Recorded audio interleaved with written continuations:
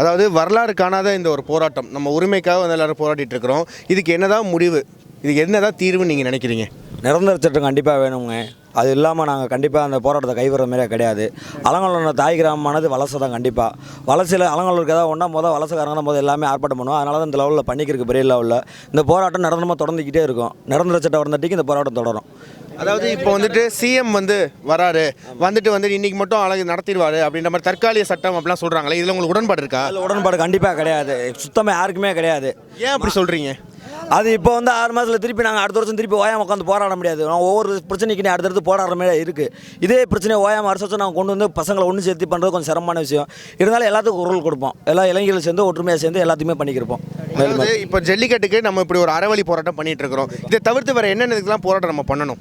மேலும் இந்த மாதிரி பண்ணிக்கிட்டே இருந்தாங்கன்னா அறவழி போராட்டம் தவிர்த்துட்டு வேறு லெவலில் பண்ணுற மாதிரியா இருக்குது. இப்போ நம்ம பண்ணுற போராட்டமே போதுமான அளவில் இருக்கா? போதுமான அளவு இருக்குது. இதுவே பெரிய லெவலில் ரிசூல் ஆகிருக்கு. இது மேலும் இது தொடரும். அதாவது நம்ம ஜல்லிக்கட்டு நடத்தணும் அப்படின்றதுக்காக மெரினால நமக்கு ஆதரவு கொடுக்குற மாதிரி சகோதர சகோதரிகள்லாம் பயங்கரமாக போராட்டம் பண்ணிட்டு இருக்காங்க. இதை பற்றி உங்கள் கருத்து என்ன? கண்டிப்பாக அவங்களுக்குலாம் நன்றி சொல்லணும். தமிழர் எழுச்சியோட எல்லாரும் ஒன்று கூடி இந்த போராட்டத்துக்கு கை கொடுத்தவங்க அவங்க தான் முக்கியமாக. நம்ம என்ன தான் அங்கேருந்து கற்றுனாலும் அவங்க சப்போர்ட் மூலியமாக தான் நம்ம பண்ணிக்கிருக்கோம். எங்கள் அலங்காநல்லூரில் ஏதாவது நடந்துச்சுன்னா கண்டிப்பாக அவங்க கலைஞ்சிருவாங்க. அதனால் அலங்காநல்லூர் பெரும் லெவலில் போராட்டம் தொடர்ந்துக்கிட்டே இருக்கும் மேலும். அதாவது இன்றைக்கி நம்ம ஜல்லிக்கட்டை நடத்திட்டோம் அப்படின்னா அங்கே போராடுறதே இதாயிரும்ல. கண்டிப்பாக அது நடந்து நாங்கள் ஒத்துழைப்பு கொடுக்க மாட்டோம் தலைவர். எல்லா பேரும் எல்லோரும் நிரந்தர சட்டம் வரந்துட்டீங்க. கண்டிப்பாக கலையிற மாதிரி இல்லை. ஜல்லிக்கட்டு மாடுகள் வந்தாலும் உள்ளே அனுமதிக்கிறது கிடையாது. விழா கமிட்டி குழுவே சேர்ந்து எல்லோரும் ஒத்துழைப்பு கொடுத்து கண்டிப்பாக வாடி வாசலில் மாடு அவுக்கக்கூடாதுன்னு சொல்லி தான் ஊர் கட்டுப்பாட்டோடு இருக்குது. கண்டிப்பாக உள்ள மாடு வரதுக்கு எந்த சப்போர்ட்டும் கிடையாது. எந்த அரசியல்வாதியும் உள்ளே நுழைய முடியாது. அந்த அளவுக்கு எல்லாமே பண்ணி வச்சுருக்கோம். நீங்கள் சொல்லுங்கள், நீங்கள் எவ்வளோ நாளாக இந்த போராட்டத்தில் ஈடுபட்டு இருக்கீங்க? 8 நாளாக பண்ணிக்கிட்டு இருக்கோம். எங்களுக்கு நிரந்தர சட்டம் கண்டிப்பாக வேணும். இடைக்கால தடை இது நாங்கள் அது பண்ணோம். எங்களுக்கு தேவை நிரந்தர சட்டம் கண்டிப்பாக தான். அந்த போராட்டம் கைவிடுவோம். எங்களுக்காண்டி வெளியூர்லேருந்து எல்லா ஊர்லேருந்து பண்ணியிருக்காங்க. சென்னையில் பண்ணுறாங்க, இளைஞர்கள் பண்ணுறாங்க, மாணவர்கள் பண்ணுறாங்க, மாணவி பண்ணுறாங்க. நல்லா சக்ஸஸ்ஃபுல்லாக பண்ணிக்கிறாங்க. எங்களுக்கு நிரந்தர சட்டம் வேணும் கண்டிப்பாக. அப்போ தான் கைவிடுவோம். தடையில்லா ஜல்லிக்கட்டு வேணும் எங்களுக்கு. இப்போ அவசர சட்டம் வச்சுருக்காங்க, ஒரு 6 மாதம் பண்ணுவாங்க. அது அரசியலுக்காண்டி கூட்டத்தை கிளைக்கிறக்காண்டி பண்ணியிருக்காங்க. இது கண்டிப்பாக நடக்காது சார். இவங்க அரசியல் சூழ்ச்சி இந்த கூட்டத்தை கிளைக்கணும். கண்டிப்பாக இந்த கூட்டத்தை கிளைக்கிறக்காண்டி இவங்க பண்ணிக்கிறாங்க சார். இந்த கூட்டத்தை கண்டிப்பாக அவங்க கிளைக்கணும். கிளைச்சி அவங்க கட்சி அரசியலை வளர்க்கணும். அது பண்ணிக்கிறாங்க. இது கண்டிப்பாக நடக்காது சார். கண்டிப்பாக அது நடக்காது. அதாவது திண்டுக்கல் இப்போ என்ன சொல்கிறாங்கன்னா அலங்காநல்லூர் நடத்தலை, ஸோ அதனால் நான் திண்டுக்கல் போகிறேன் அப்படின்னு சிஎம் சொல்லிட்டு இருக்காங்க. அப்படி தான் நியூஸ்லாம் போட்டுட்ருக்காங்க. இதை பற்றி எங்கள் திண்டுக்கல் நடந்துருமா? கண்டிப்பாக இல்லைங்க. அங்கேயும் பெரிய லெவலில் போராட்டம் பண்ணிக்கிருக்காங்க. என்கிட்ட பேர் கேட்டு இந்தமாரி அங்கிட்டு இருந்தால் அதிகமாக சப்ளை ஆனது. அங்கிட்டே சத்திரப்பட்டி இங்கிட்ட சரணாங்கி இந்தமாரியெல்லாம் பிளாக் பண்ணிட்டாங்க ஃபுல்லாகவே பசங்களாம் சேர்ந்து.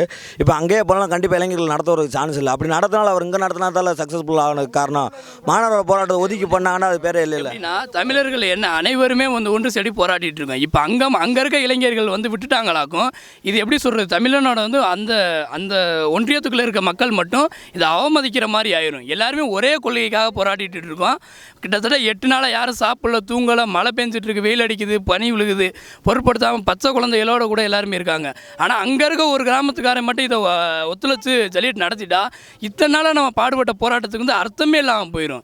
அதனால அங்கே இருக்கவங்க நான் என்ன சொல்ல விரும்புகிறேன்னா, அங்கே இருக்க மக்களும் இதுக்கு சப்போர்ட் பண்ணக்கூடாது. எங்களுக்கு தடையில்லாத ஜல்லிக்கட்டு வரந்தாட்டியும் போராடுவோமே தவிர இந்த மாதிரி அரசியல் காரணத்துக்காக வரவங்களுக்காக சப்போர்ட் கிடையாது. எந்த ஒரு மாடு கூட அவுக்க விடாமல் எவ்வளோ நேரம் ஆனாலும் தடை பண்ணணும். அங்கே இருக்கவங்களுக்கு நான் இது ஒரு கோரிக்கையாக வைக்கிறேன்.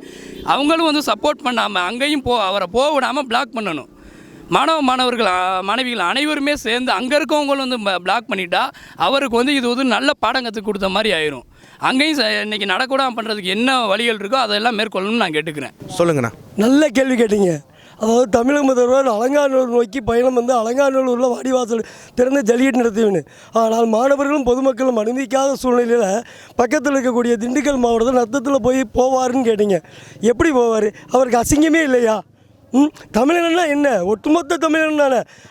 இன்னைக்கு ஒரு பேச்சு, நாளைக்கு ஒரு பேச்சு, இப்படி பேசக்கூடிய முதல்வர் எப்படிங்க இந்த அவசர சட்டத்தை விலக்கி எங்களுக்கு நிரந்தர சட்டம் வாங்கி தருவார்? அலங்காநல்லூரில் பொதுமக்கள் எல்லாம் தமிழர்லாம் ஒன்று கூடியிருக்காங்க அப்படின்னு இன்டிமேஷன் கொடுத்துட்டு பேசாமல் அவர் கோட்டையில் இருக்க வேண்டியதானே, மெட்ராஸில் இருக்க வேண்டியதானே? எதுக்கு இந்த தமிழ்னா அந்த தமிழ் ஆக வச்சுருவாங்க? சத்தியமாக ஆக வைக்க மாட்டான். இங்கே இல்லாட்டி அங்கே பெரிய புரட்சி வெடிக்க போகுது. அப்போ புரட்சியை தூண்டுவது யார்? ஆளுங்கட்சியான முதல்வர் தான் இன்றைக்கி புரட்சியை தோண்டிக்கிட்டு இருக்கிறார். அலங்காநல்லூரில் நடத்தப்படல பொதுமக்கள்னா சரி அவசர சட்டம் வேண்டான்றாங்க பொதுமக்கள் மாணவர்கள் அப்படின்னு நினச்சா அந்த சட்டத்துக்கு வழிமுறையை பார்க்கலாம்ல. நேற்று சொன்ன மூத்த வழக்கறிஞர் என்ன சொல்லியிருக்காரு, தமிழகம் தனியாக சட்டம் இயற்றி ஜல்லிக்கட்டு நடத்தலாம். ஏன் 365 நாளாக எங்கே போனாங்க? 325 நாளில் 1125 நாளாக எங்கே போனாங்க இந்த சட்டம் இயற்ற சொல்லி இந்த மூத்த வழக்கறிஞர்கள் எங்கே? அப்போ மூத்த வழக்கறிஞர்களுக்கு ஆளுங்கட்சி இருக்கணும், அந்த பதவி வேணும்னா அவங்க இந்த சட்டத்தை மறைச்சிருக்காங்க. நாங்கள் வலச கிராமம், நாங்கள் 2 மாடு வளர்க்குறோம். என் பேர் முத்துமாரி, 65 வயசு ஆச்சு. இது நாள் வரையும் தடங்கள் இல்லை. இப்போ இந்த 3 வருஷமாக ஏன் இப்படி தடங்கள் பண்ணுறாங்க? எதனால் பண்ணுறாங்க? மக்கள் தானே இவங்க போய் ஆட்சியில் உக்காந்தாங்க. மக்கள் இல்லைன்னா அவங்க என்ன செய்வாங்க? எங்கள் இளைஞர்கள், எங்கள் மக்கள், மாணவிகள், காலேஜ் பிள்ளையிலேருந்து இது போராட்டம் நடந்துக்கிட்டு இருக்குது. நாங்கள் இவங்க அனுமதி சட்டம் கொடுக்குறதுக்கு நாங்கள் கிடையாது. நிரந்தரமாக சட்டத்தை கொண்டு வந்து தள்ளிட்டு நடந்தாகணும். இல்லாட்டி திரும்ப நாங்கள் நடத்துவோம், போராடுவோம், மக்கள் போராடுவோம். ஆம்பளைகள் விளையிட்டாலும் கூட பொம்பளை விடவே மாட்டோம். இதுவரையில் எங்களுக்கு மாடு வந்து எங்கள் வாடி வாசலில் போய் கால் முதுத்தா தான் நாங்கள் இந்த போராட்டம் நிறுத்துவோம். ஆனால் நல்லா குமரைக்கு கொண்டாடணும். இல்லாட்டி இது வரைக்கும் நாங்கள் விட மாட்டோம். எங்கள் மாணவர் மாளியல் எல்லாமே நல்லா இருக்கும். என் பிள்ளைகள் கூட அம்மானு சொல்லாது. 2 மாடு வந்து அம்மா எம்மாண்டு 1 மணி நேரத்துக்கு ஓயாமல் கூப்பிட்டுருக்கோம். 2 மாடு இன்றைக்கி இருக்குது. அப்படியே அலங்கோலமாக நின்றுக்கிட்டு இருக்கு. நாங்கள் அப்படி பாடுபட்டுக்கிட்டு இருக்கோம். மக்கள்கள் இல்லாமல் உங்களுக்கு எப்படி அரசியல் போய் உட்காருவாங்க? அதுக்காகவே நாங்கள் ரொம்ப தடங்கள் பண்ணுவோம். உட்காரோம் நல்ல முறைக்கு கொண்டாடணும் எங்களுக்கு திட்டத்தை. திடீர்னு கொண்டாடுற காரணம் என்ன? அப்போ இங்கே உள்ள அரசியல்வாதி எல்லாமே கூடி பேசி எல்லாமே திட்டத்தை கொண்டு வந்திருக்காங்க. இந்த திட்டத்துக்கு நாங்கள் அனுமதிக்கவே மாட்டோம், பொம்பளையே அனுமதிக்க மாட்டோம். இதுவரையில் இன்னமுமே 1 மாதம் 2 மாதம் போராடிட்டோம் பொம்பளை மக்களே. இதுவரையில் இன்னும் மீண்டும் வருஷக்கணக்கில் எங்கள் பிழைப்பே போனாலும் சரி, எங்கள் இதே போனாலும் சரி, உசுரே போனாலும் சரி, இந்த போராட்டத்தை நான் அடுத்த வருஷம் வரைக்கும் தை வரைக்கும் போராடிக்கிட்டே நான் இருப்பேன். 60 வயசு கிளவி தான். இதுக்கு மேலே அவங்க பார்த்துட்டு வச்சுருவோம். ஆப்பு அங்கே டெல்லிக்கு தான் வைப்போம். முதல் ஆப்பு மக்கள்களே வைப்போம், பொம்பளை மக்களே வைப்போம். அதுக்கு மேலே அவங்க பார்க்கட்டு நடவடிக்கை எடுக்கட்டு எப்படியே சேர்த்து எங்களை கூட கொண்டுகிட்டு போட்டு டெல்லிக்கு கூட. அதுக்கு தான் எங்களுக்கு அனுமதி வேணும். திருப்பி நல்ல முறைக்கு கொடுக்கட்டும். இன்னும் 6 மாதம் கூட பொறுமையாக இருக்கும். அடுத்த வருஷம் வரைக்கும் பூராமே பொறுமையாக இருப்போம். எங்கள் மக்கள் மாணவர்கள் பூராமே பொறுமையாக இருக்கட்டும். இளைஞர்களுக்கெல்லாம் நன்றி, வணக்கம். அதாவது பதறாத காரியம் சிதறாதுன்னு சொல்லியிருக்கேன். ஏன் இந்த பதட்டம்?